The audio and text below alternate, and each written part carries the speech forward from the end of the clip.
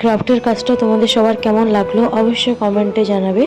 আর যদি এর সেকেন্ড পার্টটা দেখতে চাও কমেন্ট করে আমাকে অবশ্যই জানাবে, আমি এর সেকেন্ড পার্টটাও দিয়ে দেবো। ওকে, বাই।